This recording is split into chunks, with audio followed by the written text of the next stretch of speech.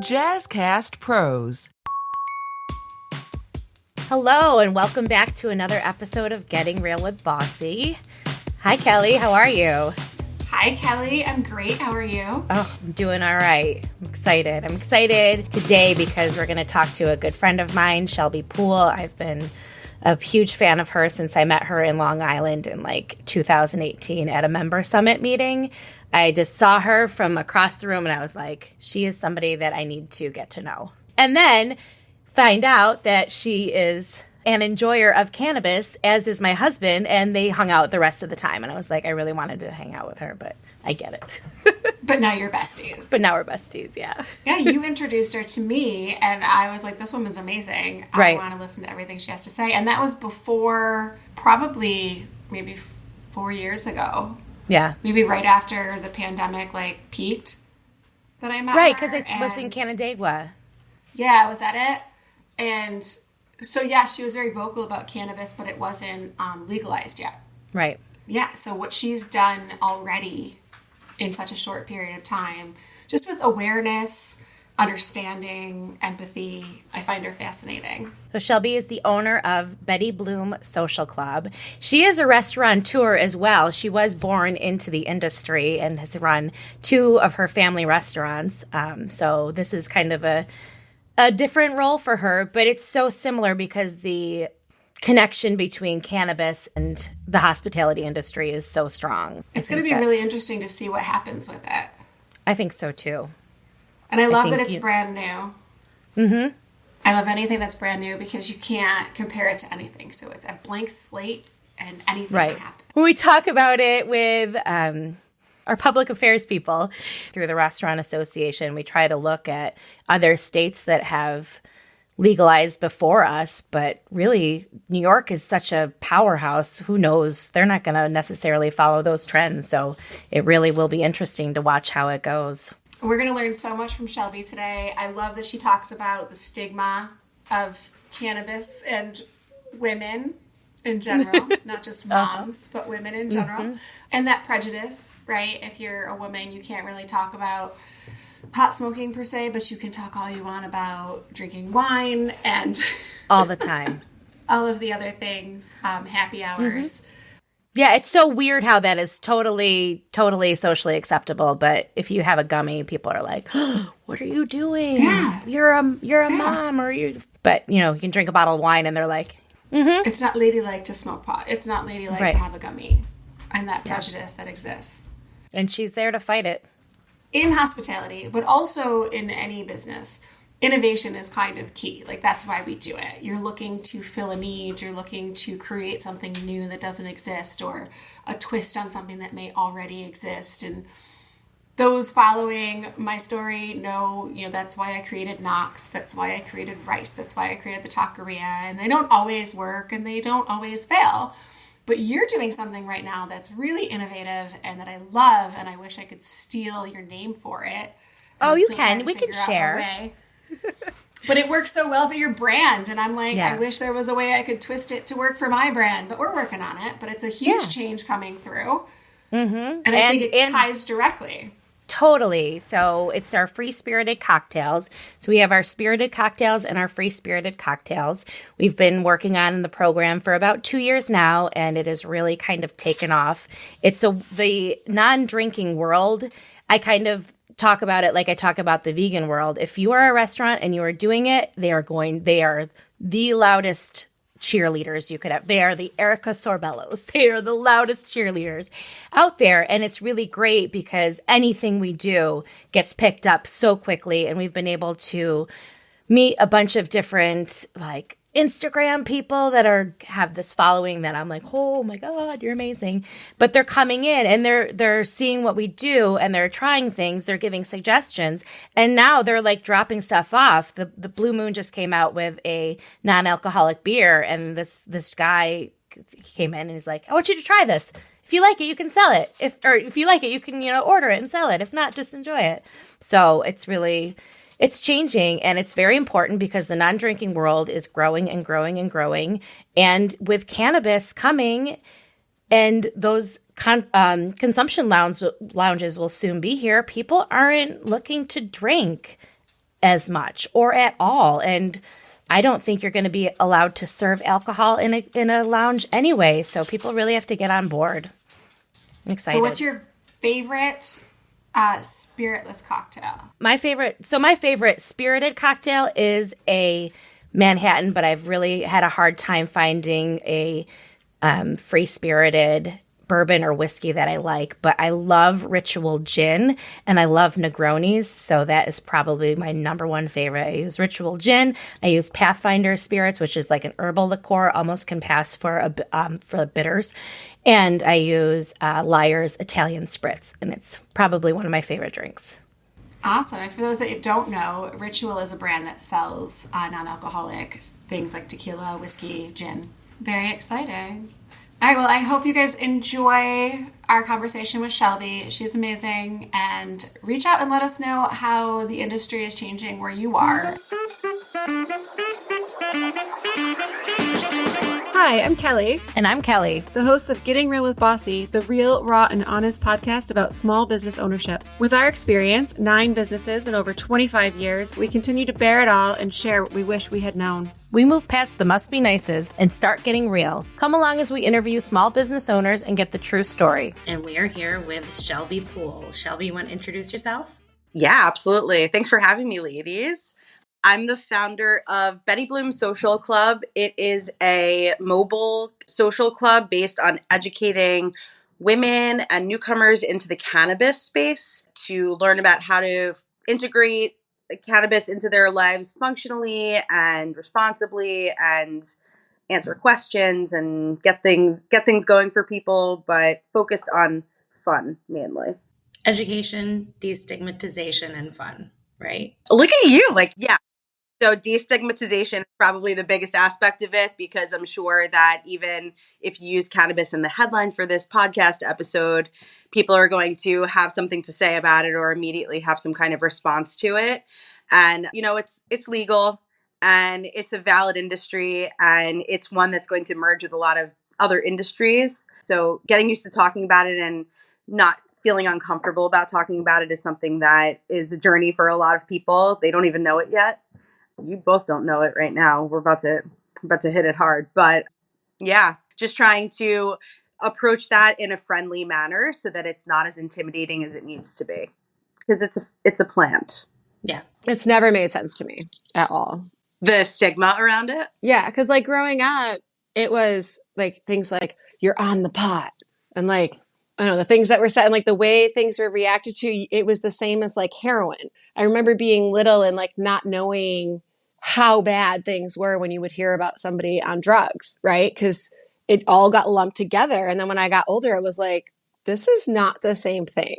Correct. And the craziest thing is that technically, according to the drug schedule of the United States of America, it is the same thing, right? Which is kind of mind-boggling. So cannabis is a Schedule I drug for very political reasons, really having nothing to do with the effects of the plant. It goes back to really the early 30s and even before that.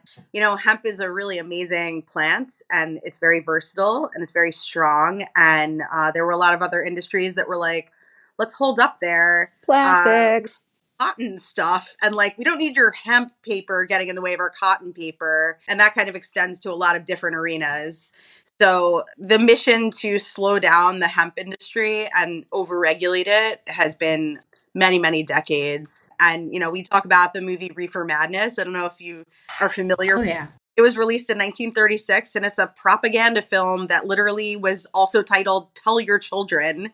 And it suggests that if you smoke weed, you will throw people off buildings, throw yourself off a building, you'll rape people, you'll dance uncontrollably.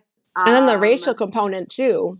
A huge racial component that came about. War on drugs, when that sprung up around Nixon's time, that kind of was taking hippies and Black people were the two people of focus, or the two groups of people of focus, and saying that all these people that are associated with this awful drug, which again, Schedule I drug, at the time there weren't people being loud about the need to research the actual positive attributes of the plant.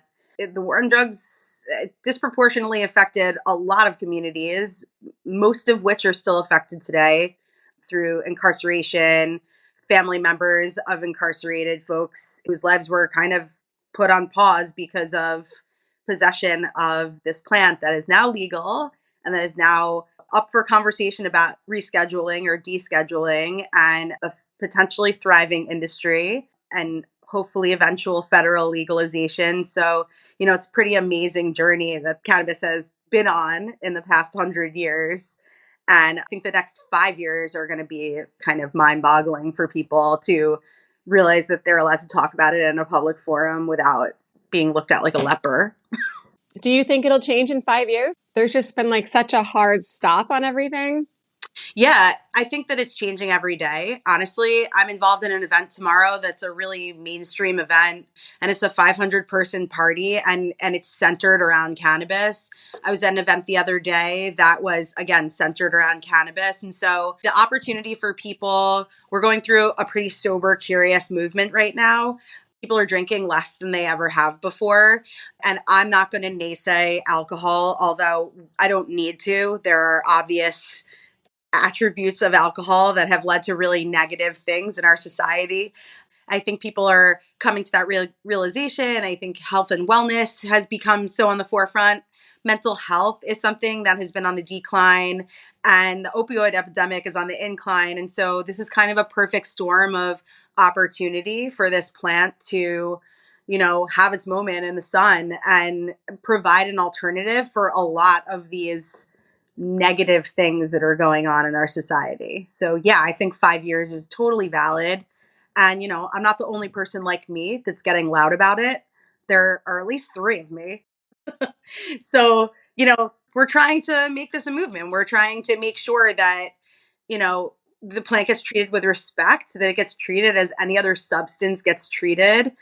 Not even a substance, really just like it's something that you can ingest and enjoy your life and have a good time. It's just a good old vice. And, I personally am making sure that moms and women and the people who are kind of trying to uphold what is a really hard time in the world right now, that we don't get left in the dust, and that we're able to utilize this plant to make our lives a little more fun and a little easier as well. So let's go back a little bit, because this is a huge part of your life now, but I think we kind of need to understand where it is that you came from, how you got into the hospitality industry in general, because I think that shows where you are, leads to where you are now. You were born into the hospitality industry, correct? I'm like a Nepo baby of restaurants. Yeah. Yeah, my parents opened a restaurant when I was 6 years old. So my dad came home one day and he was like, I took a cooking class and I'm going to be in the restaurant business now. And so my parents opened a restaurant when I was little that I would go to work with them every Saturday and be a hostess. And I thought that I would leave the industry because, as we all in this room right now are aware, it is a very challenging industry and kind of like all encompassing. Like every one of my meals growing up was like us taking the plate at the dinner table and like flipping it over to see like who the manufacturer is, and like talking about like where people were getting their produce from. Like this was like normal dinner conversations with my family growing up. So hospitality, I would say, is pretty much like most of me. My personality is based on hospitality. I have a waitress personality. I'm like good for 45 minutes with you. we're good, and then I can move on. So yeah, it's been a long time. I have been running 2 restaurants on Long Island for the past 15 years, 17. It's been a long 17 years. Holy shit. That's a long time. Are we allowed to curse on here? We good? All right, sweet. My husband is a chef. We met at the restaurant when I was a youngin'. You were in college, right? When your parents hired him? Yes, my parents hired him, and my mom called me in college and she said, we just hired this guy. You're going to love him. And I was like, oh, great. And then I met him. And then a long while later, I went into my mom's office one night and I was like, I do love him. Oh, your mom hired your husband. That's like every mom's dream. Mm-hmm. Yeah. And they were obsessed with him. Like, I didn't meet him for a long time because I was away at school. And by the time I got there, they were like, we're making him a partner. Like, they loved him. So it was like, okay, I guess I have no choice but to marry this man. kidding, but also like we've been entrenched in it for a long time together. So yeah, we had been running these 2 gastropubs, so very focused on our beer program. Realized pretty quickly on that craft beer was, a way to build community and be kind of part of what was the trendiest thing that was going on at the time in the hospitality space. That was the most in line with the people that we were, which is community builders, a little bit scrappy. We are not wine people where we're like, we're going to go to France and like procure these rare bottles. We were like, we have red wine and white wine. Like, that's what we've got. And that's kind of how the snobbery of wine and the intimidation factor was what led us to craft beer, because we were like, well, this is just beer. And then ironically, craft beer evolved. The winification of beer happened pretty quickly. And that snobbery really applied very quickly to beer. So I guess we kind of ran a wine-ish program, like that's when you're building out a beer program like that, it's very winey. It's very, specific to regions, specific to origin story and production process and storage process and all these things. And so, yeah, that's kind of my journey through the restaurant. Right before COVID, I was like, I'm done here. Famous last words. You only said that once? No, I had said that for like literally like going on all these like meditation retreats. And I was like, tell me the answer, but just make sure it's not the restaurant. Like, thought that the restaurant was running smoothly. And I thought, I have a bigger bandwidth than these restaurants, which is ridiculous to say because we know that is a very more than full time. It's like a full life job. But I was looking for fulfillment in other ways and moved to Blue Point Brewery, which is a craft brewery on Long Island. It's 25 years old and was purchased in 2014 by Anheuser Busch. So I went to work for Anheuser Busch, which was really amazing to go from a small business to a small business that had been eaten up by a giant corporation. So it was great because I got the best of both worlds in there. And I was doing PR, comms, and events, and I loved it. So COVID hit 3 weeks after I started. So my first corporate comms job, comms is communications. So I reported up to like their legal team to make sure that the things that we were saying were on the up and up and that, it was okay. And literally like the world shut down and they were like, you're a crisis comms person now. I was like, okay. I'm like Googling like what do crisis comms people do? That is how I was doing my job. But it was wonderful. And at the same time, as I'm sure you both did too, pivoting essentially every single 5 minutes at the restaurant. So where I thought I was leaving the restaurant, COVID brought me back and got me pretty much in the throes of the eternal pivot that COVID provided for restaurants. But you left for 3 weeks.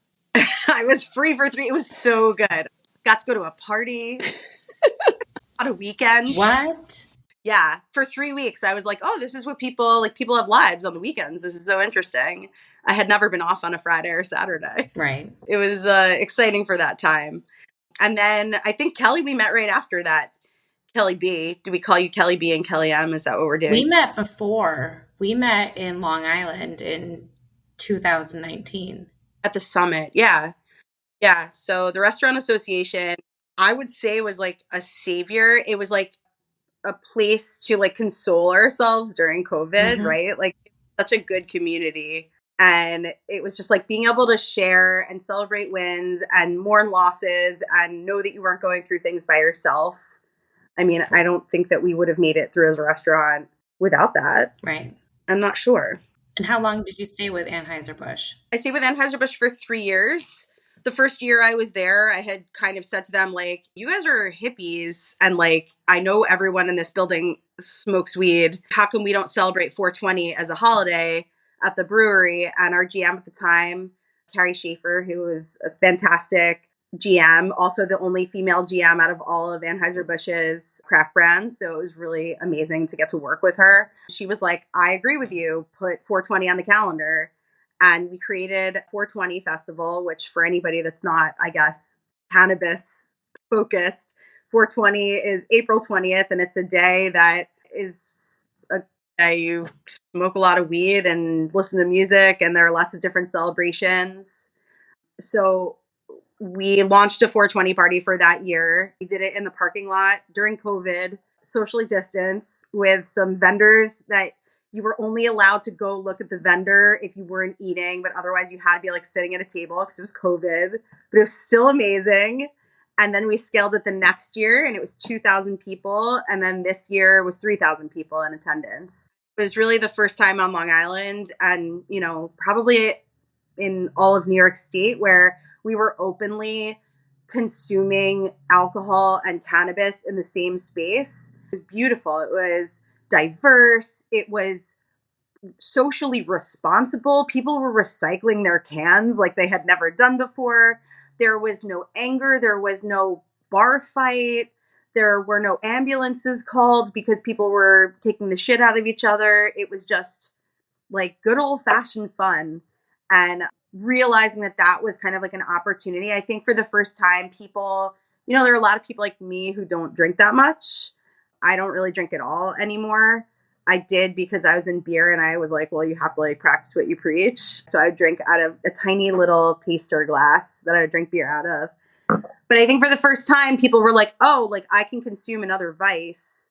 I don't have to be looked at any differently. Like now I'm kind of the one that's like the star of the show and your beer can like, you can still have it, but it's not really the focus here. But the intersection has been it's been a cool place to be sitting.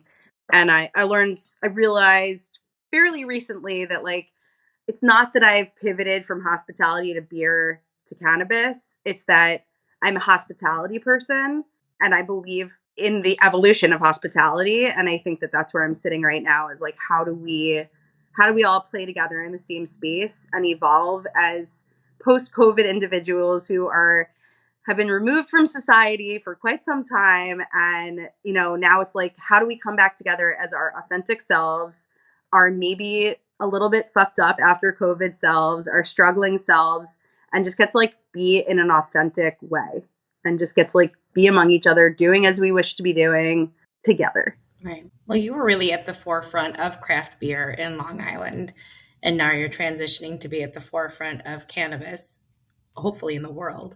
So I think you definitely understand trends, you're following along, and you're going to continue to be a leader. That's a heavy load.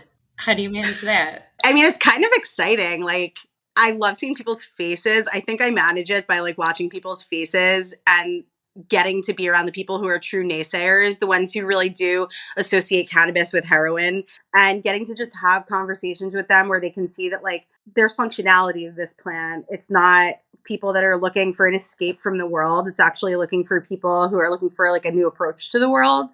Energetically, like I've been a cannabis user. I mean, I didn't call it cannabis until recently. Like that's very highbrow of me. Like, you know, I smoked weed as a teenager and as a college student and a young adult. And like, I've always been kind of a really motivated person and highly productive. And I attribute those qualities much to this plant. So showing people the different sides of it and the different ways that you can utilize it in your world, and that it's not just like, you know, I think we're in this place where like everything is black or white.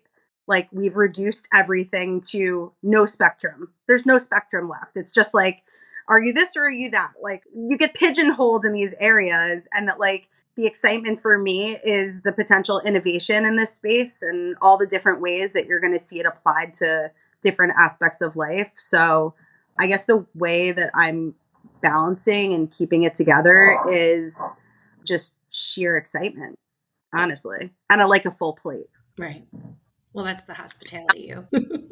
If I have like too much shit to do, like that's where I'm sitting pretty.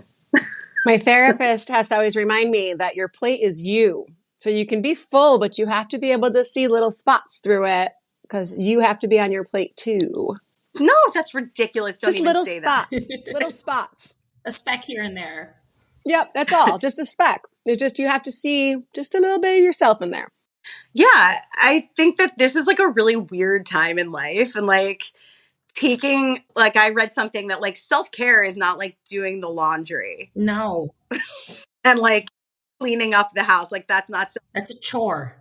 And I mean, honestly, I'm in a field that like is kind of self-care-ish. Like I, at the end of the night, like I sit on the porch with my husband and we smoke a joint and we talk about our day and like we sit in rocking chairs and look out at the moonlight. So, I think like maybe work smarter, not harder has been like a good mantra for me, that like I can pack a punch, and that just because I'm working doesn't mean I'm not also like being my best self. Like I can do both right now. So is Harry primarily running the restaurant now and you get to focus on what you're doing? Harry's running the restaurant. We talk, I'm always like, I'm always here for you. But then when he asks me to do stuff, I'm like, what do you expect me to do everything? Which I think is like typical of like working with your spouse in this kind of industry. So I still run the social media for them. And we're working on maybe pivoting the concept a little bit to something that is a little more takeout friendly, because consumer behaviors have changed and consumers so got to keep up with the times. Or like, I don't know, I daydream about like Harry going and working at a ski mountain and I like sit in the lodge all day and write a book and like that's our life and we just like take it all away. Yeah. Sounds amazing. I'll be there. I know. Did you notice I'm not skiing on the ski mountain? Yeah, no, we're cozy with a brandy and a joint and writing our book. Yeah. Perfect. I'll take a cocoa. Yeah. I'm in. I always think about like, what is this desire that we have to always be like doing and like producing and making things happen? And it's like, I don't know, I'm talking to two highly productive women. So I imagine that this is like a relatable thing where you're like you're going, and then you're like, but wait, why? Yeah, Like when did success be defined by how much you've done instead of who or you how? are and what you've accomplished? Right. I have been going through it a lot because I launched Betty Bloom in February. I launched it predominantly for timing because I knew I couldn't wait for another 420 to pass to launch my brand, not necessarily because I was ready. And I've kind of been chasing after it this whole time.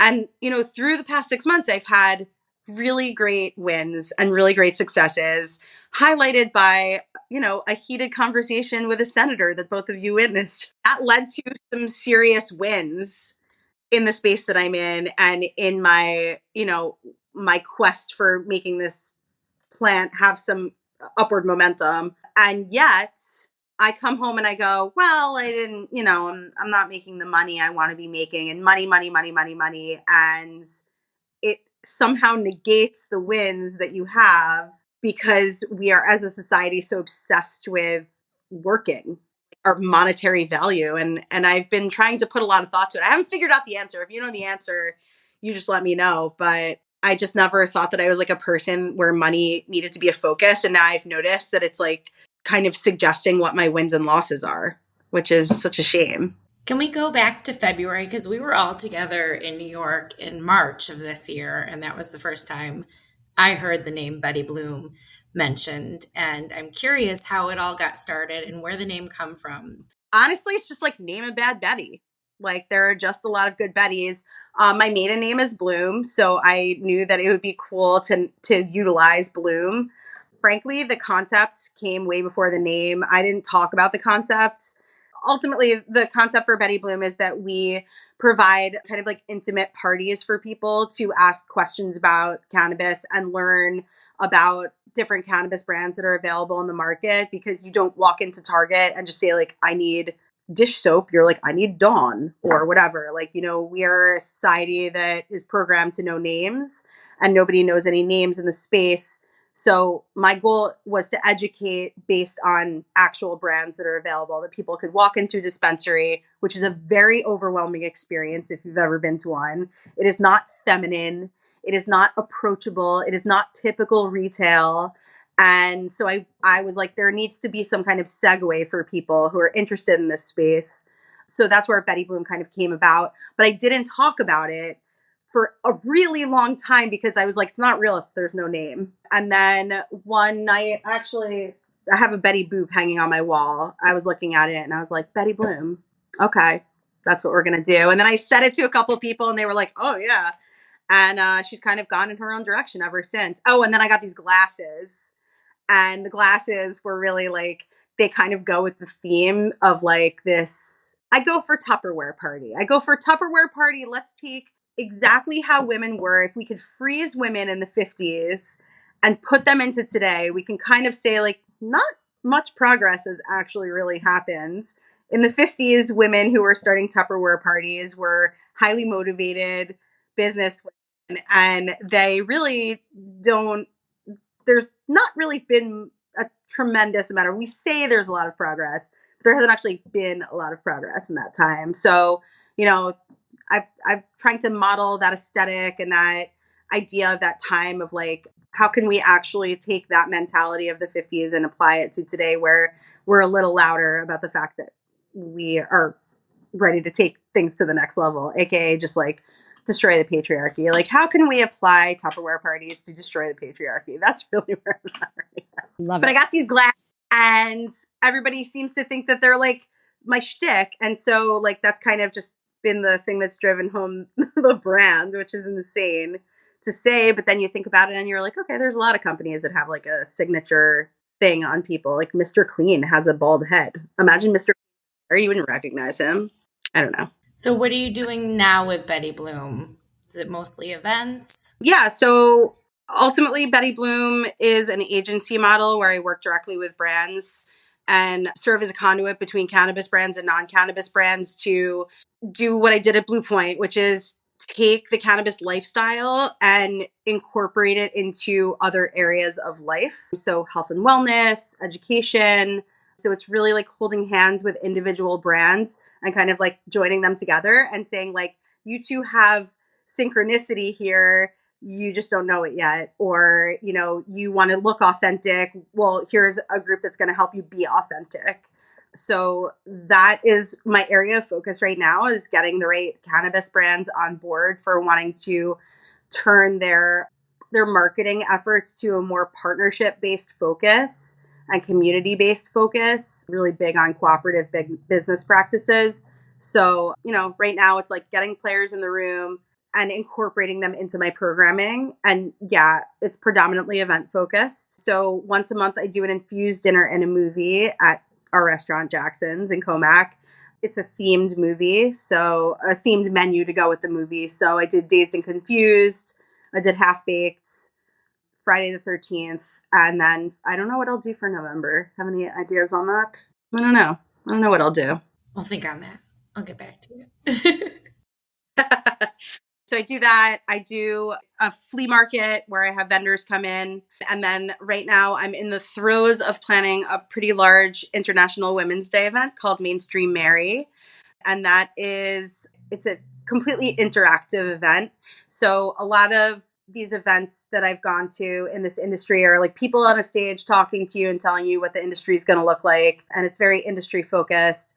Mainstream Mary is actually focused outward, and it's a policy and politics free conversation and guided brainstorm on how to destigmatize and turn cannabis into a mainstream object that you can have. So it's a guided brainstorm. It's utilizing techniques from Amazon and from Walt Disney. There are all different really creative brainstorming techniques that different corporations and creative entities have used through time to find the successes that they have had. So we're going to take that and we're going to apply it to cannabis. And like, how do we talk to kids about it? Do we talk to kids about it? How do we incorporate it into working out? Can you use it as a pre-workout? How do you message the kind of dosing that there should be? You know, all the different kind of aspects of life. I think that right now there are a lot of political conversations that go on in this space, but I kind of believe that social affects politics, or can, right? Right now we're in a place where politics are affecting everything. There's nothing that politics, like everything is trickling down from there. But, you know, as we've seen in person from people in rooms, that there is a lot of misinformation that's being put out there about this plant. And so Mainstream Mary is all about making sure that that information is effective and safe and responsible information so that it can get disseminated to the different areas of life, thereby affecting change politically, because people have a better knowledge base and they see better of what what we're talking about when we talk about normalizing cannabis. And that's going to be at West Industry Studios, which is an awesome production house on Long Island. And we're going to be recording the whole session. And we're going to have breakout podcasts. You should come down for it. And yeah, it's going to be something special. And it all opens up with a screening of the movie Reefer Madness, which again, kind of got the ball rolling on this whole negativity towards cannabis in mass. So we're gonna flip the scripts. Well, that's what you do, though. We've seen you, both of us have seen you in so many conversations where you have to be the educator and you don't back down anytime and you stand your ground. And it's incredible to watch. I don't know how you do it. It seems exhausting, but you make your point known. I cry afterwards. That's what. Oh yeah, no, for sure. Oh my God, somebody hates me. I don't back down. I don't back down in the things I believe in. I mean, we have platforms and we have freedom of speech. So like, do the math, you're allowed to like get loud about the things you believe in. And like, I'm a big practitioner of love and unity, and anything that I see that has potential for that, I will always be loud about. So what is the marriage between, Kelly and I were talking about this just before, between alcohol and cannabis? Is there a happy ending for that, do you see? I mean, I know we are moving more towards a sober, we have a pretty significant non-alcoholic cocktail list, and I know a lot of places are moving towards that. And one of the reasons we do that is because we are seeing more people out and about who don't want to be drinking because they are enjoying cannabis, or they just don't want to be drinking because that's just not part of their lifestyle anymore. So what would you like to see the future be? I would really love to see anybody that has a liquor license be able to also opt into selling cannabis beverages. I think that, again, like the black and whiteness of an entire industry makes it that you don't think about cannabis beverages. You know, people tend to think like, oh, it's all smoking weed. And it's like, it's not about the smell. We don't even have to talk about the smell. We know that that's insulting to some people. We can move past that. And I think that the place that we can most effectively move past that is in canned beverages.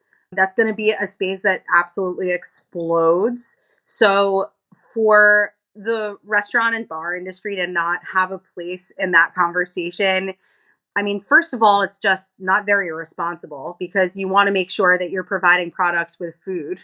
That's just something that you always want to do across the board. Like there's no you don't walk into 7-Eleven and they say like, we don't have snacks, we only have drinks and water and beer. Like it doesn't work like that. So, I think for the success of the restaurant industry, which is obviously stunted and going through some really tough times right now, expanding opportunity for the restaurant industry is pretty critical. And also, when you apply for a liquor license, you're signing away your liability and you're effectively proclaiming that you are responsible for the people ingesting substances in your place. If you would like to choose another vice to be representing, like there's absolutely, like, it's nonsensical that they be segregated. So, for me, I think that the future of the industry and the intersection between alcohol and cannabis is that they get to live in the same space from a consumption standpoint. And that if somebody wants to make decisions on behalf of their own bodies, they can do that. Like they should be allowed to do that. And so there are going to have to be a lot of conversations with people that are in different camps. I call the Office of Cannabis Management, I call it the Eve to the State Liquor Authority's Adam. The Office of Cannabis Management is spun off of the SLA. And so since they've become two entities, they don't interact and they don't engage. They're operating as two separate models, but it's all vices. It's all 21 plus substances that you're ingesting. And so I'm hoping that merges a little bit. And, I'm working to figure out how there can be, how people like me can help and aid in that conversation, people who have a hospitality background. And I just think general hospitality in the cannabis space is really important. Like I've gone to a lot of events that, have a really loud DJ and don't have a lot of water. And like, those are like the two basics for a cannabis event. Like people want to talk to each other. They don't necessarily want a DJ blasting over them. They actually do like human interaction and conversation.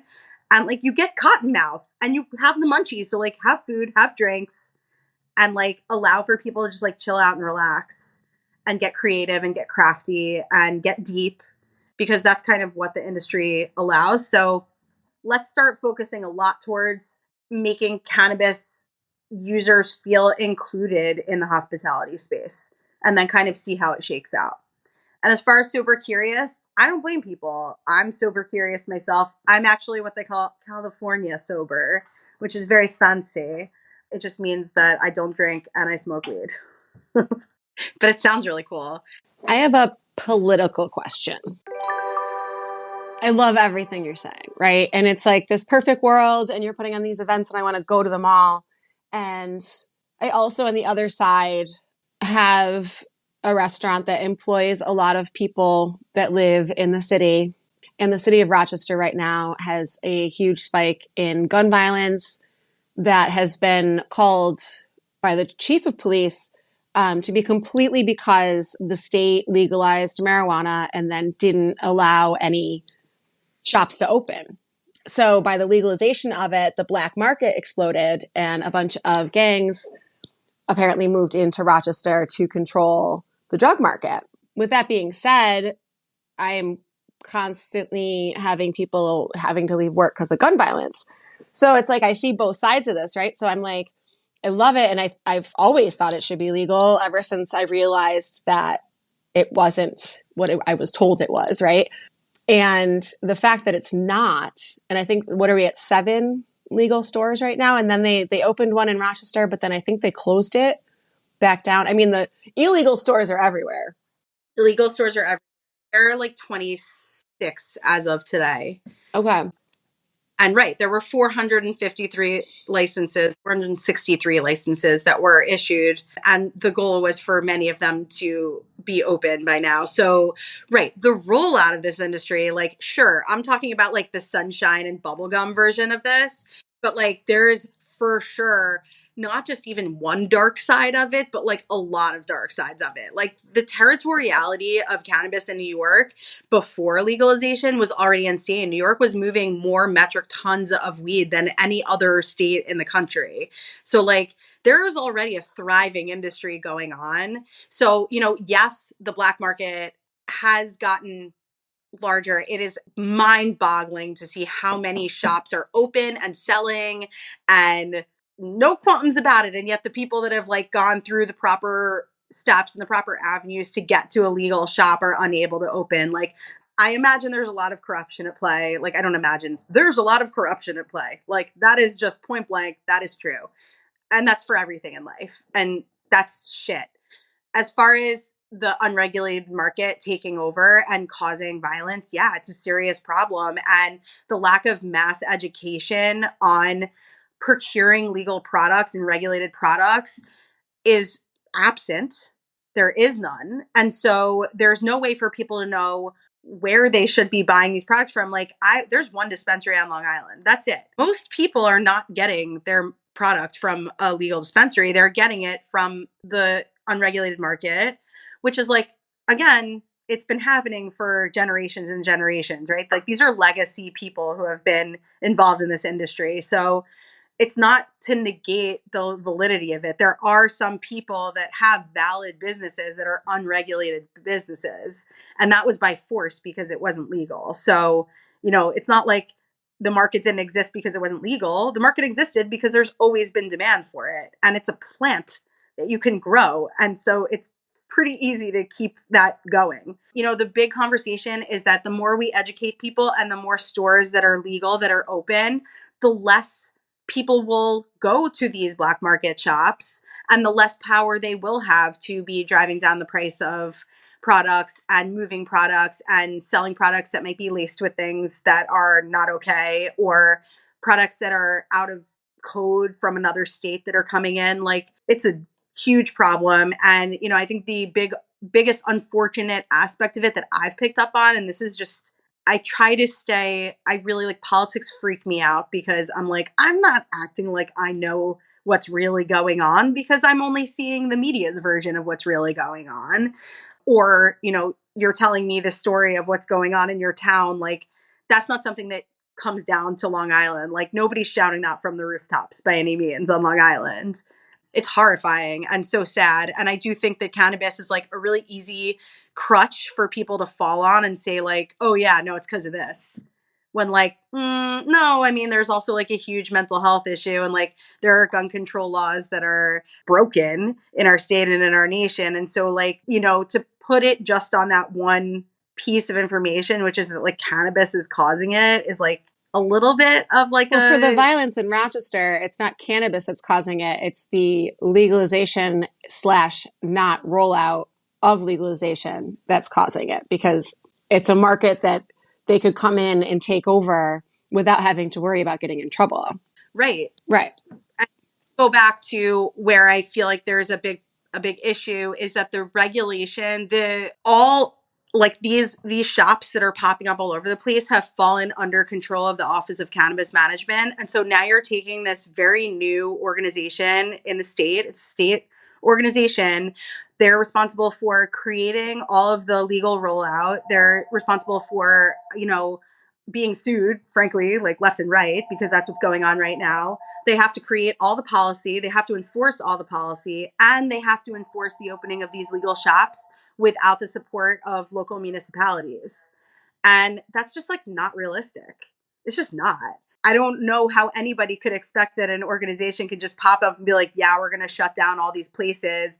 Also, we're going to make sure that you get your license, that you're a social equity applicant, that you're getting all the resources that you need. Like, I just find that like this lack of unity across the board with municipalities in general is just a big problem. It's a shame that people just don't talk to each other. And I think that like when I brought up the Office of Cannabis Management and State Liquor Authority don't communicate with each other regularly and have, united front there, that's the first example of a bajillion examples of how like the lack of working together is going to kind of keep this snowballing until the snowball falters and they do start shutting down these shops, which really has to happen. Like New York City is fining landlords if they open the shops, and yet they're still opening. So it's like, I have no idea how it got to this place. And I'm hoping that with more regulated shops opening and more people getting on board with mass education of where to procure safe and legal products through the state, like that's campaigns that need to be happening right now, and they're not. And I hope it gets better in Rochester, because that sucks. So while we're on touchy things, I remember when I had my first daughter and like Facebook was just kind of like blowing up, right? Like, so social media, I'm aging myself here, but she was born in 2009. I had Facebook, but it was just starting to like get big. Like I was still uploading pictures from my camera, right, when she was little. But one of the things that always bothered me was how okay it was to have play dates and moms would drink wine. And I'd be like, well, I have to drive home. Like, can I just smoke a little? Like, well, I'm stressed out and I'm tired. Can I talk about how I just want to get high and watch TV? Like, do I have to drink wine? It was always so focused on like drinking as a mom. And it just drove me insane. And it's like, why is it okay? Do you see that shift happening? Like, I'm not really in mom groups anymore, but is there a shift to welcoming pot smoking moms? No, there's not. It is. Can we put wine in quotes? Oh, like, yeah, I need my wine. Yeah. Mommy needs her wine. No, I've seen curiosity from people. I do think we need like some kind of like national coming out day. I really want to do like October. We've like celebrated October in the LGBTQIA plus community, in the queer community. We've celebrated that for so many years. And I really want to do one for cannabis where you like come out and then we like donate money to a local queer organization, because I'm like, how do we get people to be proud of this? No, it hasn't happened yet. There are people, even within our circle, right? We all know each other from one specific place. And there are people who are impactful in our circle who will not come out as users of the plant, even though they are proud. They use it, they accept it, they accept the lifestyle, but they're not prepared to talk about it themselves. No, the stigma hasn't gone away. It hasn't gotten better. I went to a networking event with a bunch of women yesterday, and I talked about my industry, and the whole entire time, they made jokes about weed. And it was like, do you hear yourself? So every time I was like, okay, well, every time you say something about me smoking weed, I'm going to say something about you drinking a glass of vodka because that's what a martini is. It's a glass of vodka. So I'm going to talk about you drinking a glass of vodka at dinner. And we can do it this way. And like, and I said to one girl, like, I think that you misunderstand that, like, because I'm pro cannabis, you think I'm stoned all day. Like, that's not the case. It's not the case at all. Like, I use it for very specific moments in my day. I use to unwind with my husband at night. Not that that needs justification.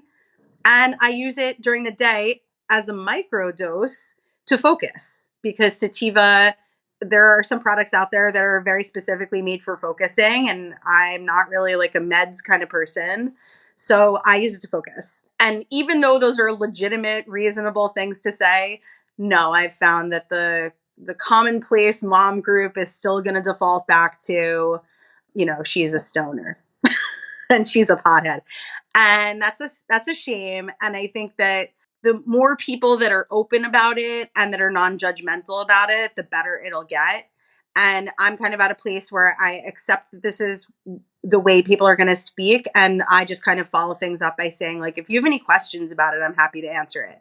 Like, anything I can do to make it more accessible and less intimidating for people. Like, we mock what we don't know. I'm sure that a lot of these moms, like one of my favorite wine and Xanax moms, I turned on to gummies this year, and she was like, I would take a gummy every night and never have a Xanax again. And I was like, that's great, because Xanax is kind of cracky. And so, like, maybe you should consider that. So, like, it's one person at a time. It's going to take a while. I think that's why my model for Betty Bloom is so focused on small groups, because it's intimidating to be in a group and to be the outlier. And I get it. This is high school and middle school for the rest of our lives. Like, we always just want to fit in. We always just want to, like, be with the crowd. It's just like the way we seem to be programmed to want to do that. Like, when we're in a group of moms, if we're at the PTA meeting, that we can't be the one that stands out. And that's a shame. I think that the three of us kind of disprove that, right? We're like, whatever, like, fuck all the haters. We'll just do our thing. But it's not like we don't all return to our homes at the end of the night and go, like, was I too much? Was that too much? Did it come off too strong? Like, we all tend to question each other because ultimately we just want to conform. And the conformity seems to just be wine. Right. And I don't understand it. We're going to get there. Well, you're getting us there. I hope so. It's like, I come home and I laugh about it. I'm like, this is insane. But, to the positive here is that there are brands out there that know that they're going into this with people not being able to necessarily segue. And so they're doing it through their packaging, they're doing it through their marketing, and they're putting themselves out there in a way that's like super mainstream. Like, if you look at Heirloom drinks, Heirloom is owned by Beacon Skiff Orchards, and they do 1911 hard cider. So, like, they have a non-alcoholic, they have an alcoholic, and now they have a cannabis drink. Their lemonade, first of all, is just next level. It's so good. They just did a Honeycrisp apple cider. Like, when you look at Heirloom, it's not an intimidating drink. It looks like something that you would want to pick up and try. So, these brands, they're doing the work too. Like, they're going to make it that I'm going to bring a 4-pack of Heirlooms out to my girls' night, and people are going to want to try it because they're like, oh, I like cider, So, like, there are a lot of ways to be, like, entering this space right now. And I think it's really cool to watch the brands that are doing the best jobs with it. Any others you want to give a shout out to? Eaton Botanicals is based out of Syracuse, and they're the first hemp farm in New York State. Their main business is actually, they create bedding for livestock. Eaton Pet and Pasture is their main business, and they spawned off and they did Eaton Botanicals, and it's a low THC, so it's 5 milligrams per gummy. The max in New York State when you're purchasing at a dispensary is 10 milligrams. So it's a lower milligram dosage, and it also has vitamins in it, and it has adaptogenic mushrooms in it. And it was developed with scientists and doctors and mycologists to be extremely functional. You can use it as a pre-workout. There's a nighttime gummy that is far more effective than melatonin, because melatonin makes you fall asleep, but then you're like up scrolling on Instagram at 3:00 in the morning. It actually gets you to sleep, which is really cool. So they're great.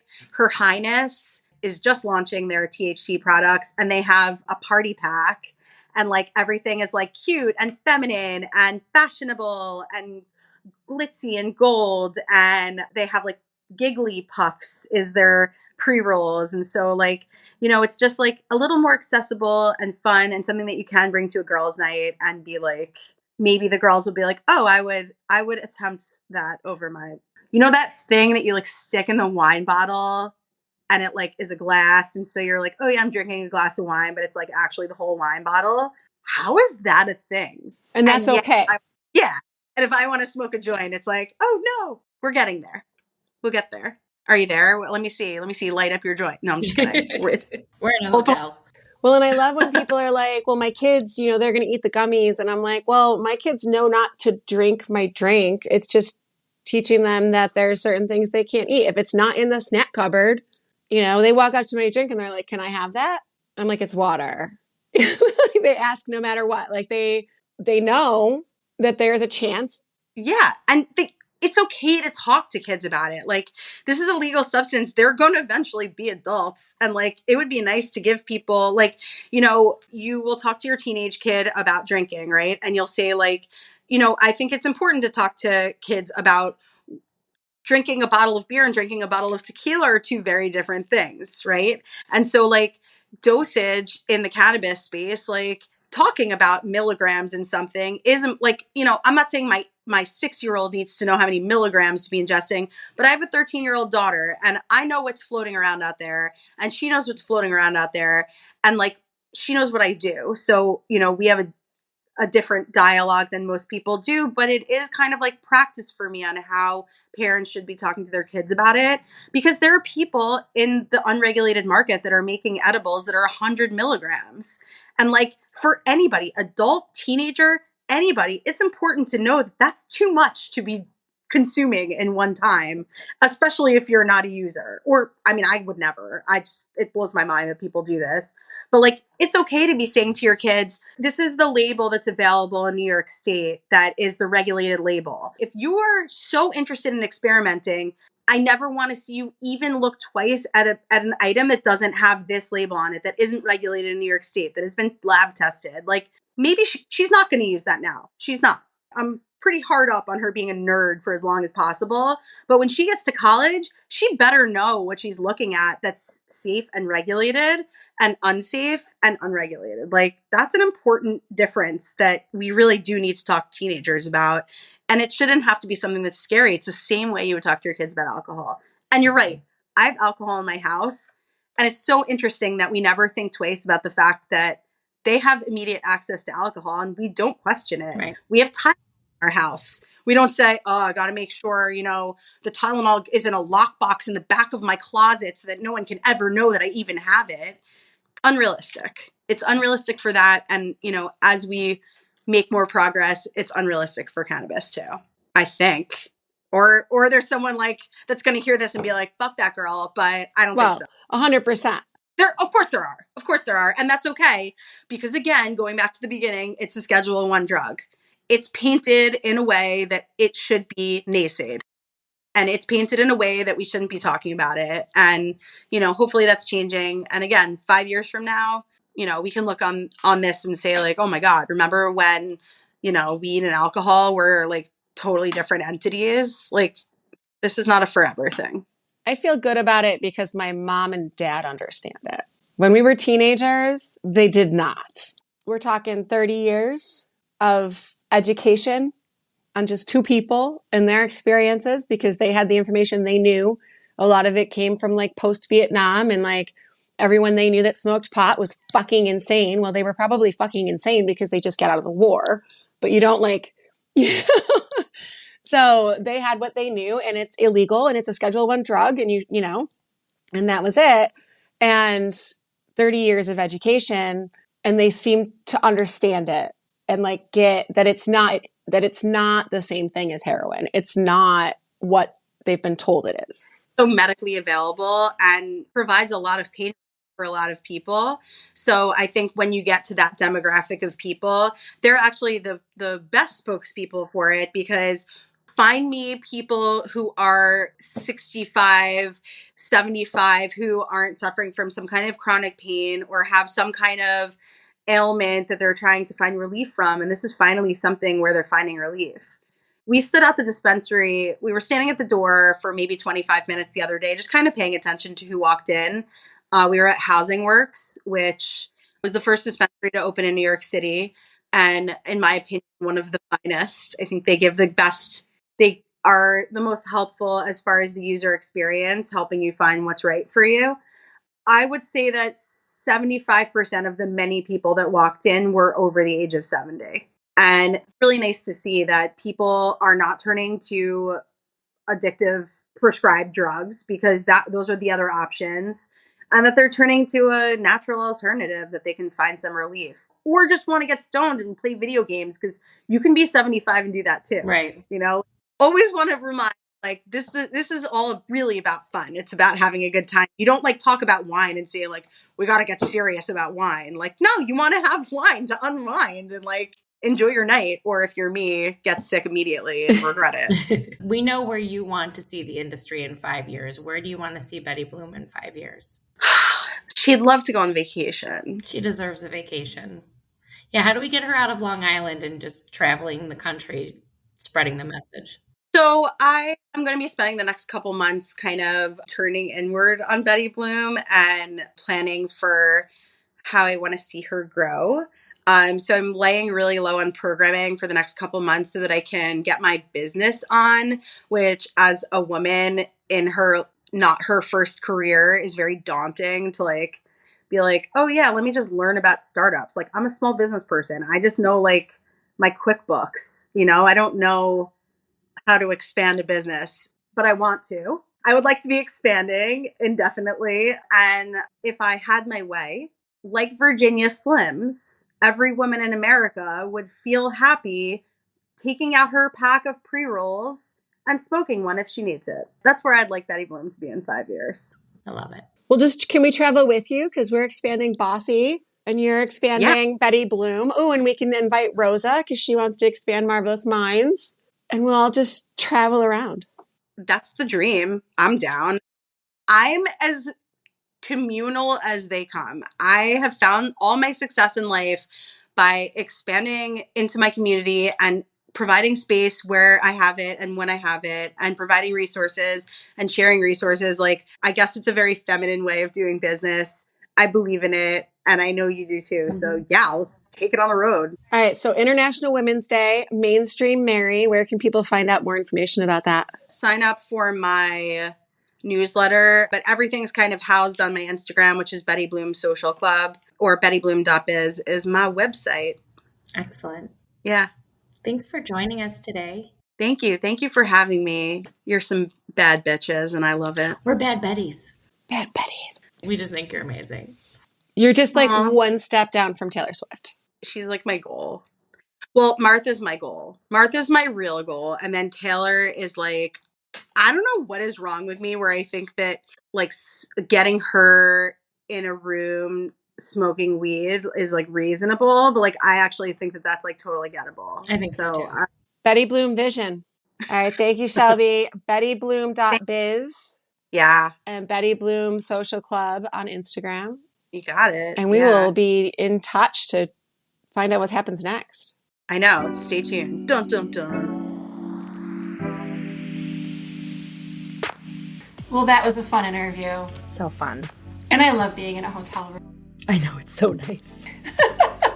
Anytime I'm in a hotel room, I'm happier than normal. Yeah, I just spread all out. Yeah, you had a nice room too. I wish we had good pictures to share for people. I took some. Maybe we'll put them up on our Instagram, Bossy Rock ROC. Awesome. So speaking of being innovative, I'm really excited for everybody to get to meet Hope on our next podcast. She's incredible. She owns the local influencer tour and It Girl Friday, and I can't wait to share what she does and how she's already changed our business for the better. I might have learned more from her than anyone else on the planet. I completely agree. And I have a feeling she's going to give away so many tidbits and so much information on content and social media. You definitely don't want to miss it. And thank you again to Shelby. Hopefully Betty Bloom will come up to the upstate area. I guess we're not upstate, Finger Lakes, wherever we are, and you know, maybe we'll just have to go down to Long Island and visit her so we can check out an event. I agree. That sounds wonderful. And make sure to check out Focus and Fortify March 11th, 12th, 18th, and 19th in Rochester, New York. Tickets are on sale now. Get your spot. It's going to be amazing. We have over 23 small business owners sharing their knowledge, and prices are really cheap. So yeah, check that out at bossyrock.com, BOSSYROC.com, and follow us on all the socials, BOSSYROC, Bossy Rock. Be bold. Be brave. Be the boss. Bye.